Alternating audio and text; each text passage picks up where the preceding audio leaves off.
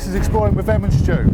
And welcome to a very windy day here Very windy. west of Dover, where we're currently standing on the site of a World War II gun battery. This one is known as Hougham Battery. It's split into two sites. We're currently stood where the gun emplacements were. So we're going to tell you a little bit about it and show you what we can actually see. There is in fact also a deep level shelter here, which we're going to put together in another video. Yeah. So keep a lookout for that sort of later on in a few weeks' time. But as for now, let's have a look at this gun battery. That's it. So during 1941, a gun battery was built on the top of these hills here, and this is quite a large site. It's sort of split in two now, which we'll tell you a little bit about later. But they built them actually here, quite far away from the coast, because it was built on a reverse hill, which basically made the gun emplacements that were stretched along here almost invisible from the sea, so the enemies couldn't actually see where it was for protection. Now, sadly, during the construction of the A20, they actually put a lot of the spoil from that construction site and dumped it all over the hills here, covering up pretty much everything that would have been here, unfortunately. Just behind me, there would have been two large gun emplacements, but just down here, we've actually got the remains of one of those gun emplacements. Now, these would have held 8-inch naval guns back in the day. I don't think they're quite as big as the ones that we saw at Lyddon, but just down here, if I take you for a little look, and I've decided not to take a look actually down this one, but this is actually where the shell hoist supposedly would have been. And I do believe that inside there's actually some quite impressive mechanisms. So it's a bit of a shame. We would have liked to have taken you for a look. But it seemed a shame not to at least have a look at one of these sort of gun emplacements. Now, of course, in front of me, there would have been a big sort of skirt. And I can only assume from the diagrams I've seen that pretty much underneath here, it's difficult to believe that, would have been that 8-inch Royal Naval gun. So, little bit of introduction of what Emma can do with her great a little research. bit of history about this site. Like I said, you can't really see very much here except for sort of this small structure. I can only assume that underneath our feet there would have been more than just this shell hoist. That's it. I should imagine there's sort of all sorts of rooms under there, probably crew shelters and bits and bobs. Yeah. Just behind us actually would have been where the main camp for the personnel. So we are going to take you there. We'll have a little look. So maybe I think we'll have a little look at that next, because there's unfortunately not much else to see up here. So we'll see you there.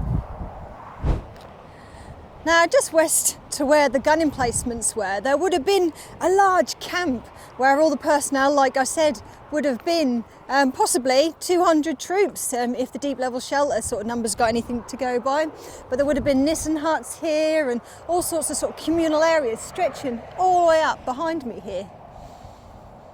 So, Emma's just done that little bit of road that came down here where the actual campsite would have been. And you can see the old road site and some of the original probably World War II concrete stretching all over here.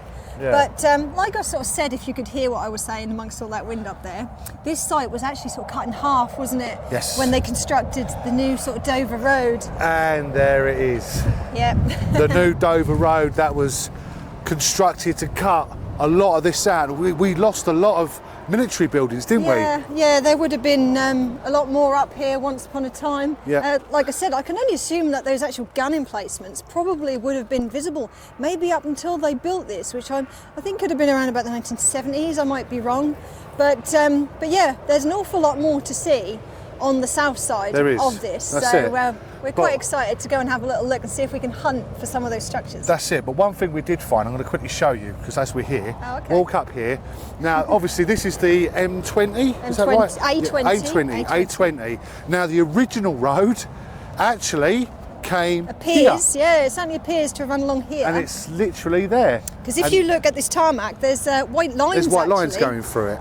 Down there, so clearly this was a fairly substantial road once upon a time. It's just quite weird that we've just stumbled across it from a main road that it was to that. So it's quite amazing, really. Right. But say amazing, but it's not, because I had to cut through all the war stuff, which we always I think feel. some of the camps along here probably got some damage done to them during that. Maybe they found all sorts of things. That's it. Obviously we did a rifle range here that also got cut through when they built this road, That's sadly. It. So, but oh well, it is what it is. Progress. Exactly.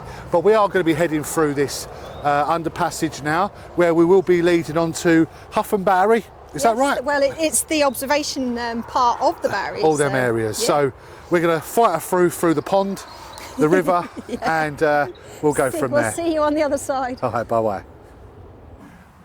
So we've just climbed our way from over the gun emplacement. Yeah, where the gun emplacement's under the bridge. Yep, and we're now south of that main road and right along the coast here, which is extra windy, so that's going to be great. It is really windy over here. But there's actually a large collection of buildings up here. We've got a few little ideas as to what their purpose was. Some of it's going to be a bit of guesswork. Some of it we're hoping to invite you to maybe tell us a little bit about. And yes. We might be wrong, so please. We are confused on some of the buildings here and what names they are. Yeah, so their actual purposes. If anybody in the actual comments, maybe their granddad worked here, or even yourself, or maybe you don't know. You've done a lot more research than what we've tried to do, and we have tried to do a fair bit. Yeah. But I think what we're going to do is try and keep out of the wind as much as we can. Yeah. But show you some of these structures and explain what some of the features could have been. Exactly. Let's go. Now, the first structure that we've actually come across right to the west of the site is actually the fire command post. Now, we believe this housed the equipment sort of for controlling of the actual fire of the guns. It looks very much like an observation post, so we may possibly be wrong, but we're going to get inside here and we're going to have a little look, if we can make it inside here, and show you some of those features. So here we are, out with that dreadful wind that we've got today, into what is recorded as being the fire command post. Like I said, this is very much like an observation post as well, so whether it had that sort of a purpose, I'm not overly sure. But if we just look behind us, we can see these plinths, which are very common in observation posts. They would have been situated on here, would have been range finders, predictors, and they would have been the ones sort of searching for the enemies out there at sea. Now, this particular battery was not only looking for aircraft, I believe it was a dual purpose, it was also looking for ships.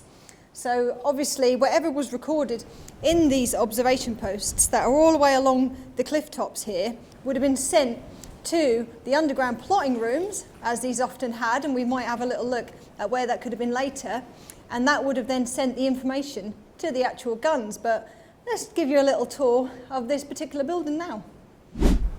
Oh, it is really windy. I mean, you can literally, I think we might have had a bit of disturbance on our microphones are good, but they're not that good. Yeah, they're not going to take everything out.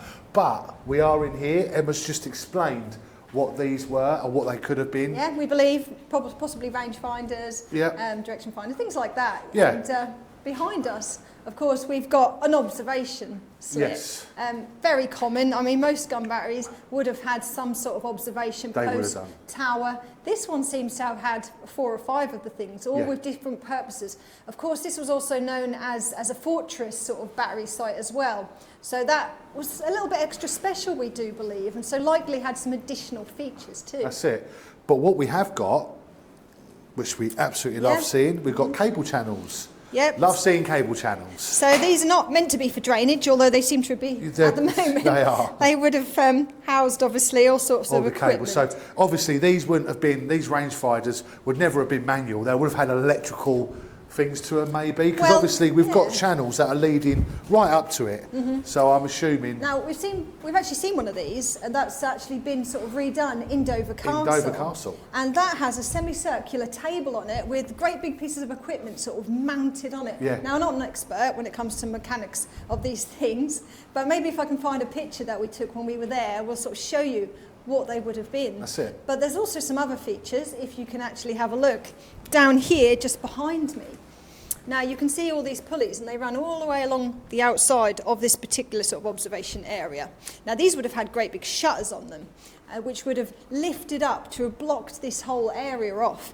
Again, we often see these, we don't often see remnants of them So that's quite nice to see, of course. The ones that we did see were at Beacon Hill. They still had them in situ, but they'd been rusted. Yeah, there is quite an impressive fort over at Harwich, just up the coast, and that's got some rather well-preserved ones, hasn't it? It is, yeah. But again, they were all very slightly different. Some of them would have pulled up and down. Some of them actually had shutters that lifted, I do believe, and we've got some remnants here in Dover of some of those. That's it. But other than that, it's nice to see this one hasn't collapsed, because sadly some of the structures have. We have to be careful. Which we won't be going in. That's it. But we'll take you for a proper look at this one. And we've got a room here, which... and you can see the joists that keeps the ceiling just up has rotted away. Yeah. Sad, but there's all sorts of holes and things in the ceiling just up here. Now, don't forget, of course, these would have all had sort of communication area. This possibly was one of those communication rooms, which they had telephone rooms, didn't they? They did have telephone rooms originally, but then that sort of changed later on in the war. So mechanical messages were sent to the plotting rooms and back to the guns. That's it. But these has got sort of some windows with actually remnants of the shutters. Yes, it has, of the shutters, yeah. So we would have had large metal shutters on there. I can only assume because this is semi-sunken for protection. Yeah, that's a blast wall, just to let a bit of light in, I suppose. I mean, you look at this pipe work and... Definitely things mounted on the walls here. Absolutely. Maybe fuse boxes could have been This looks here. like might be an old fuse box. Yeah, you've got pipes just up here, which and cable carriers. We've got cable carriers just up here. Yeah, so if you look closely in these places, there's actually quite a lot of features. Of course, not to mention the fact that, again, we've got, I don't know if it's being picked up. Well, you can see the green paint with the beige. Yeah, which again is very typical. But that's very typical. That's this room, so we'll have a little hunt round. Next door. And this one, I like this one because this has got a lot of features. And this one's like a crew room, which I find absolutely amazing. It's got a fireplace. Yeah. And do you know what? The funny part is, this is the warmest room of the whole building. Yeah, because the wind's not on it. That's it. But small little crew shelter, of course, you needed somewhere for, if it was as windy as it is today for these poor people that have been up there. I don't actually know if this is original, this fireplace. I mean, it's definitely a different brick, so built later. Whether it was there in the war, there's a possibility. I mean, don't forget, a lot of these were manned by Home Guard. Yeah. And obviously they had the teas and coffees and their lunches and their dinners. You know, they would have spent a lot. They had to basically live in these places, didn't they? They would have spent a lot of time in here. But we've got some pipes and things on the walls. Yeah. So I don't know what sort of facilities that they had. I don't know if they'd have had any sort of running water in these things, but. No. But we have got remnants of the shutters, which is really impressive. They've actually kept the shutters just there. So again, they're only just hanging in there, but it's nice to see. It's nice to see them here, that's right. Right, well I suppose that's this particular structure. I mean, we're going to try not to spend too much time in all of them because there are quite a lot here. Yeah, but, so we're going to go to our next structure now and we'll see you outside. Just come round this very, very muddy path. Yeah, and we've just got that structure just behind us there that we've just taken you for a look at. And just next door to it, it's a crew shelter. Yes, and this supposedly is a crew shelter. Now, as you can see, in recent times, they've actually cleaned it up a little bit. Sadly, they did have to demolish the blast wall. There would have been a brick wall all along the front of it for protection, but it was toppling over. So I guess for safety, they've had to sort of get rid of that. But we can get inside it. There is a few things to see, so we'll get down there and have a look. Now, I can only assume that back in the day, there used to be a walkway from that structure that obviously would have come through here. Sadly, that's not really there anymore, but we'll use our imagination to assume that the crew could have got to their crew shelter quite easy. Now, just behind me is this small little sort of cubby hole, and we can see that there's a very small sort of generator plinth. So we think this is a small powerhouse to give the crew a bit of power. Obviously, back in the day, you can sort of see there was a bit of a door here, which is just about hanging in there still. But if we just take you around the other side, we can see two little cubicles. And 3 guesses what these obviously were for. These were very likely 2 small toilets. I don't think there was any sort of plumbing here, so probably just chemical toilets with sort of doors on them.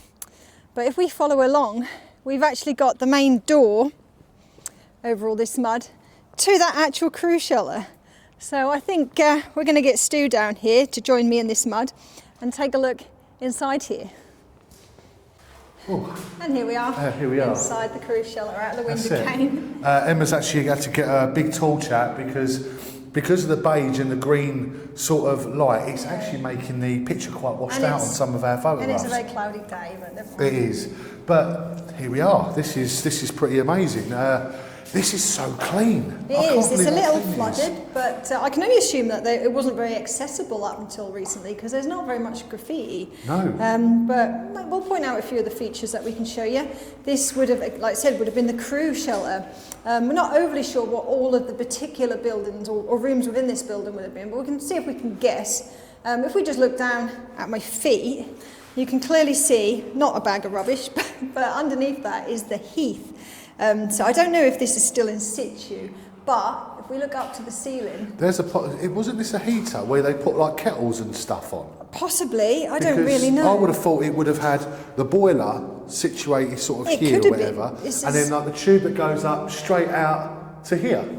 Yeah, maybe. I mean, this is quite a lump to have tried to move around, so... Oh, in actual fact, Emma, sorry, I got that very wrong. Very wrong. That there is like a clay, and over here is metal. So if it did have a heath on it, with the heat, it would have gone up that one. Very likely. So, like I said, maybe this has been actually moved over time. We've actually got 3 holes in the ceiling, so I don't really know. But porcelain. That's the word. We knew what you meant. Yeah. But it's very clean on the walls. You can see the paint there very clearly, can't you? And there's a few cable runners. You can see. Obviously, this has obviously been repaired. I wouldn't say recently. Or maybe they originally had something put on the wall there before it was painted. Possibly. They might have had some sort of cupboards or fixtures, fittings on the walls. But the camera does pick up very well the beige and the green, so that's quite nice to see that. You know. Something was obviously fitted here. Yeah. I mean, with that, we've got some pipes over there, which may have been for electrics, possibly. Yeah, possibly. Of course, we know there was electrics in here because of that small generator. If you go through here, this is what I love about these places the most. It still has the green paint with the wood. That is, for me, that's really quite lovely to see. I like the way they've got like a bit of a window or something above it. Yeah, just above there. Look, that's where. and actually, the glass used to tilt, and these things here used to stop the glass from coming further out, so it was a tilter. Maybe it gave it some ventilation, maybe it just lit up that little sort of hallway a little bit. But maybe this brings me on to possibly ablutions. A lot of ablution rooms had that type of window. Maybe, but we did have those toilets outside. And we do, but ablutions, Emma, weren't just toilets, there were sinks and basins. They certainly were. Wash places. But there's a large hatchway here. There is. Which they could have shared. This could have been something to do with communication, maybe it could even be. so. Because there are some bits and pieces in there. I mean, you actually, this isn't a very big room at all, is it? No, we have a light up there though, light fitting still on the wall, which is nice to see. Yeah, it's a light fitting. Oh, okay. Light fitting on the wall. But again, we're sort of guessing what these rooms were. And we have a ventilation pipe just there, so it does make me wonder where that led to. Toilets are on the other side of that. They are. They are, that's true. But there's nothing on the floor, any sorts of gullies. No, there isn't. No, you're right, there isn't. Don't know. This is a bit of a who did it sort of thing. And as we often say, if you know, then tell us. Yeah, there's a very large window there.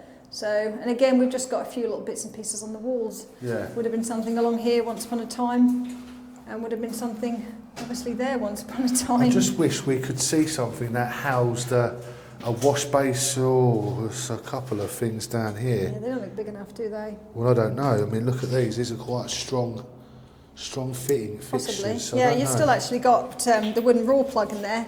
Yeah. They used to just shove a piece of wood in, didn't they? That's and then stick the screw or the nail in back in the day. That's I mean, it. some old carpenters still use that technique. Oh, of course they do, yeah. It still works.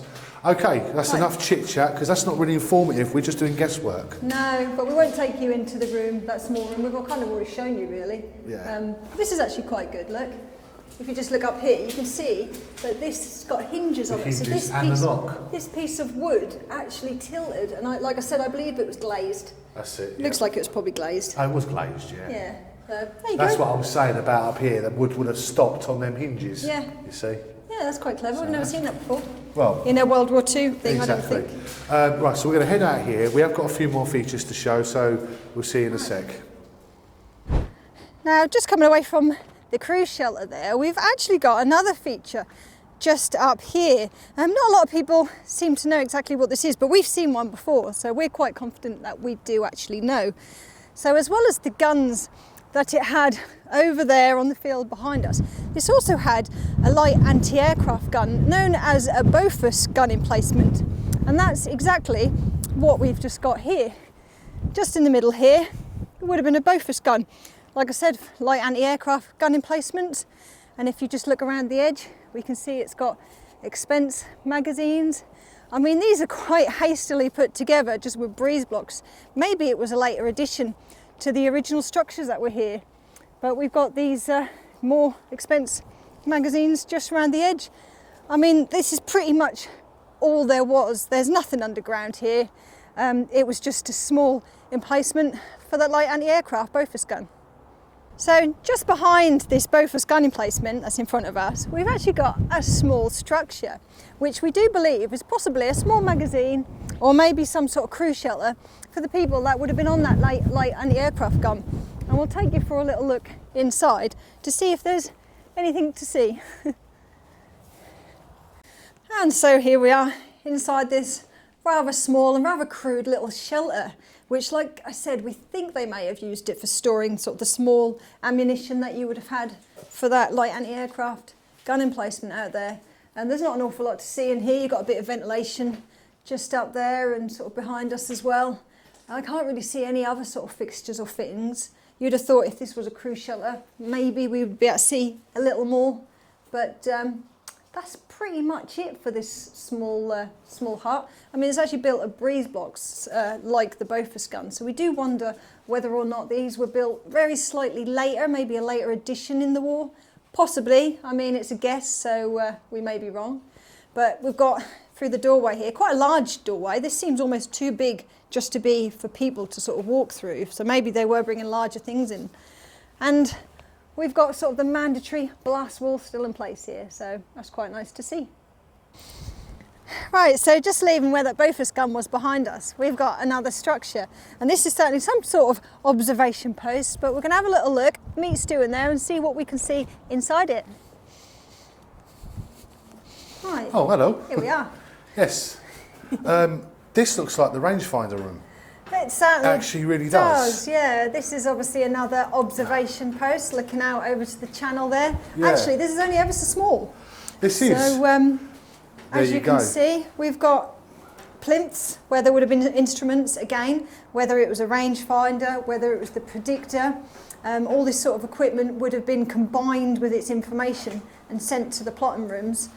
But you can sort of see a few bits in here, but sadly it's a little worse for wear, and I do believe that these observation posts do get a bit worse as we go along. But what can we actually see in here? We've got, oh, this is quite interesting. It's cables. Yeah, this is actually quite large cables in there. Look.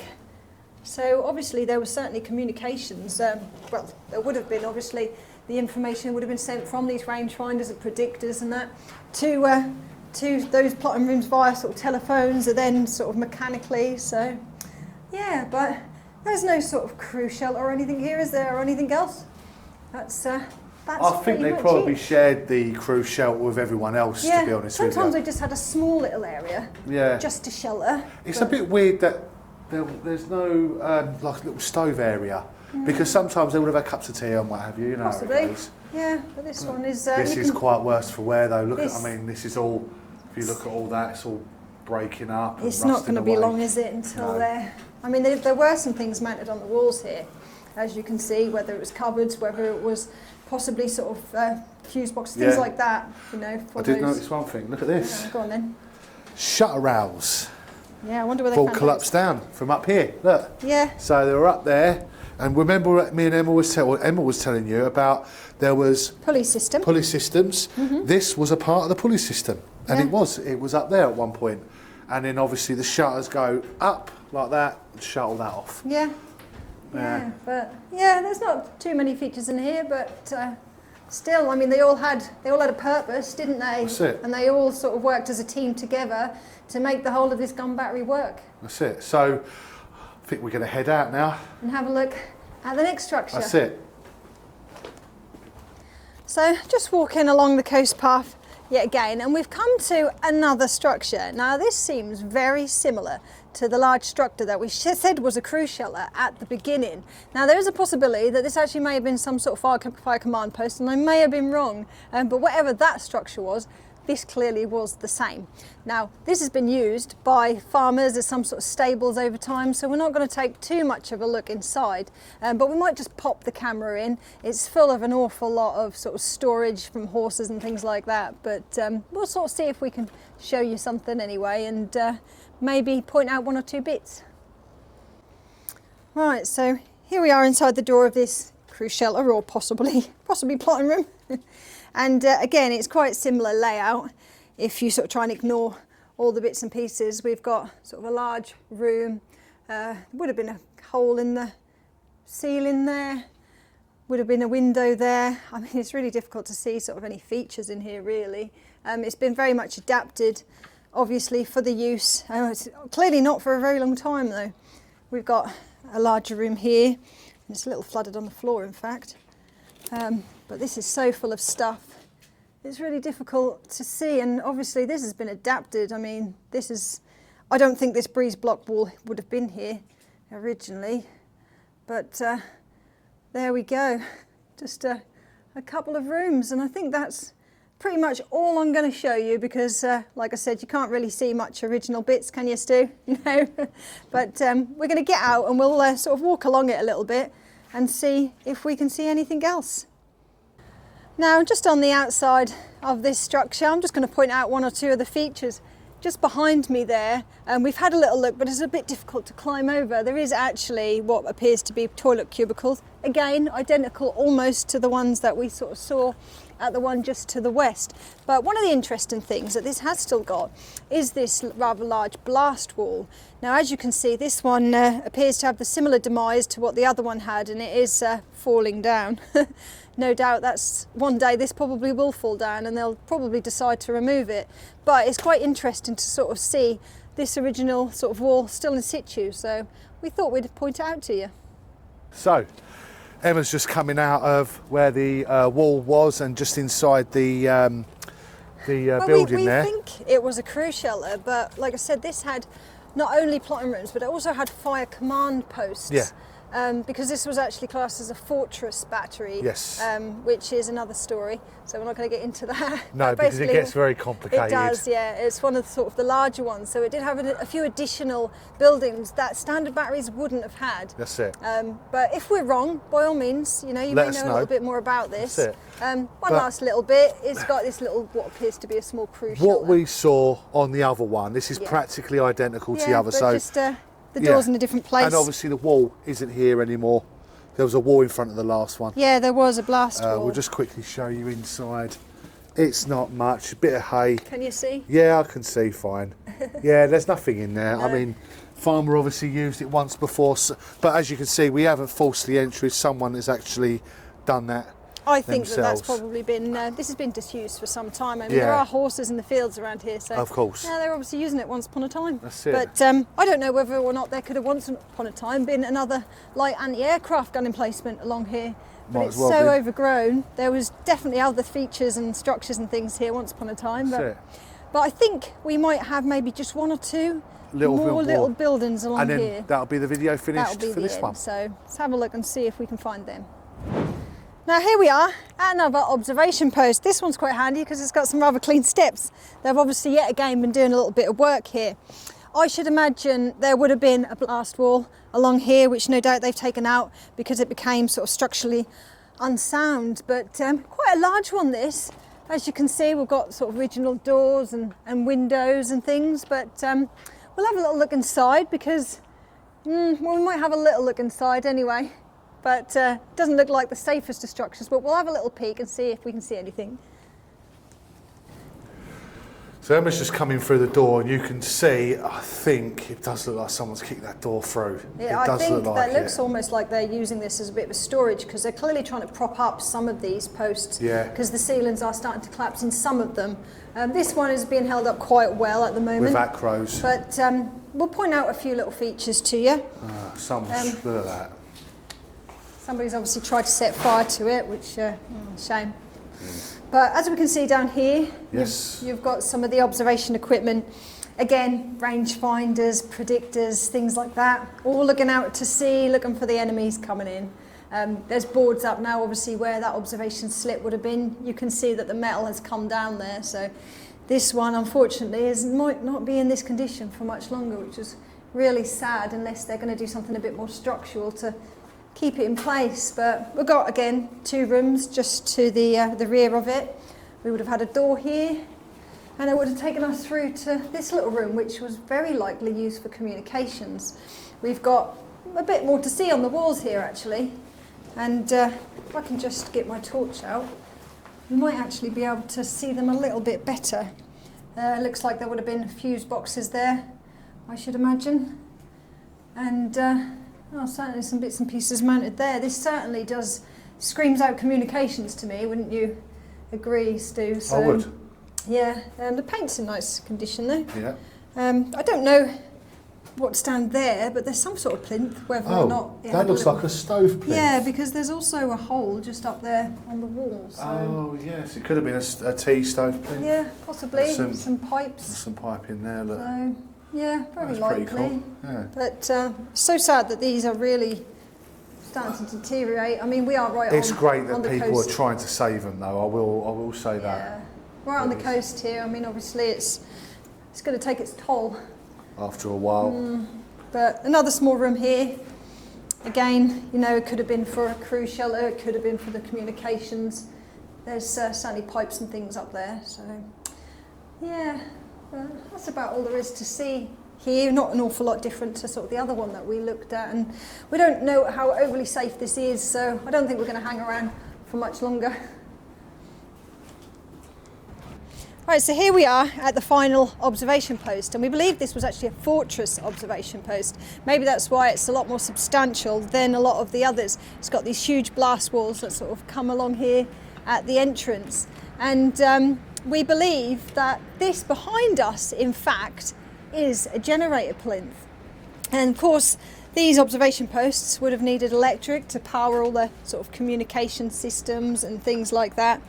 And of course, behind us here, we've got this massive door. In fact, you've still got some of sort of the fixtures and fittings still in place, but sadly we can't get in it. And the reason why is because this particular observation post is really in quite a bad state.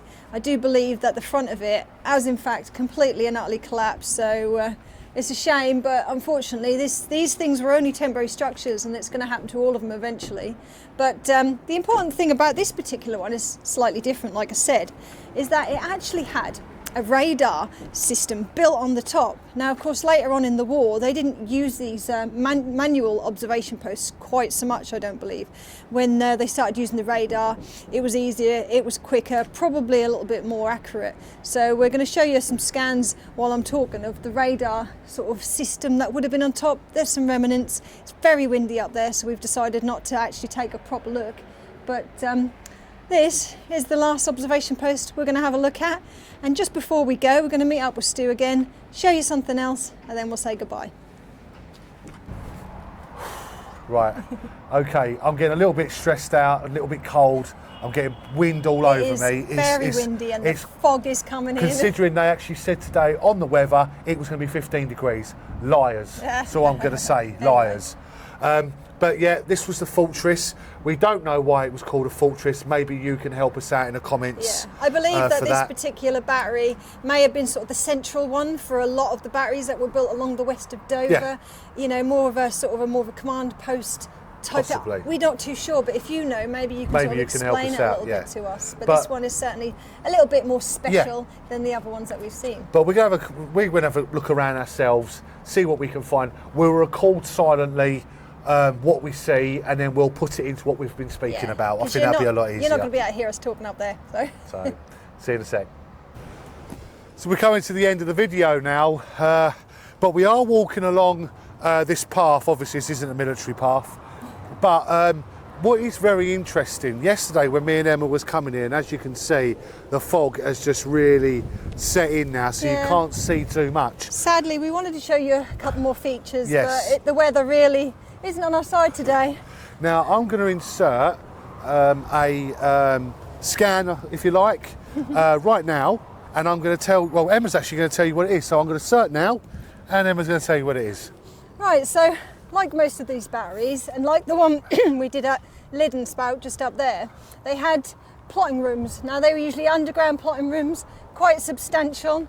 And again, how they worked was that those rangefinders and the predictors would have sent the information about where they could see these enemies to the plotting rooms, and the plotting room's job would have been to decide whereabouts the guns were going to aim and the times of the fuses to make sure that obviously they exploded on target. And that information would have been sent back either via telephones or possibly mechanically. But underneath that sort of hatchway, which is well and truly sealed, so we wouldn't be able to get into it even if we wanted to, there's a large underground plotting room. That's it. So that would have been quite impressive if we could have looked at that one. Yeah, but I found it yesterday. I saw it from a million miles away, and Emma checked it out today, so quite pleased. It's also got a ventilation sort of block to it, which you'd have also seen. So definitely there's something underground there. That's it. Yeah, and we come to our last and final feature of this area. Yeah, right. Can you see that? If you can, you can just see it. If anyone knows what that is basically a generator room. Yeah, that's where the power came from. This we believe that this particular battery would have had 2 or 3 of these generators. Powerhouses. Basically, plotted here and over there and over there. About 3 or 4 of them, 3 of them. I think this particular powerhouse was for powering that underground plotting room, because it's not too far away. So they're a little unusual to see those sort down here. We've seen them up in Suffolk, which is why we recognised what it was. Yes. But again, we would have had a little look, but it looks like it's been heavily adapted. So you'll have to make do with the photograph that I took yesterday before the fog came in. That's it. But we're going to conclude our video now. We've had a really good day. Unfortunately, the fog, the wind, the mud the rain has been absolutely horrendous this week. It really has. Not been the best. We came down here for 4 days. We've made videos. We've fought the weather. We've fought the terrain. We've done it. Injuries, the lot. Yeah, I've actually injured my leg, so Emma's been helping me. Hasn't it? Yeah, it's been quite a battle. We haven't done this for nearly 6 months because of, what we've been doing, work commitments, life commitments. So now we're back on it. Hopefully you'll get a video every week. That's what we're hoping for. We're trying our hardest. Yeah. So this video it's been a bit longer than probably the usual because it's such a substantial site, and there was so much to show you. We really only brushed over it. That's right. But again, if you like this video, please like and subscribe. It helps our channel out, it helps us out, and it makes us feel special. You appreciate all this hard work that we've had to go into. We travelled 4 hours to get here as well. Yeah. And we've done numerous months of research trying to learn about all these structures. So we really hope that we've done them justice and you found them entertaining. That's it. But also don't forget, we've got our Patreon if you'd like to see a little bit more of us. Yeah, £3 a month. That's a flat rate, so there you have it. There you go. So we'll pop the link for all of that down below, as well as our Facebook, Instagram and all of that jazz. That's it. Look at all that, we've got all the fog coming onto the lens now. It's now starting to rain as well. That's it. Fantastic. We just need a bit of snow now, maybe a hurricane, that'd be great. But anyway. So, as from Exploring with Emma Stew here in Dover, we hope to see you again. And thanks for watching as always. Bye-bye.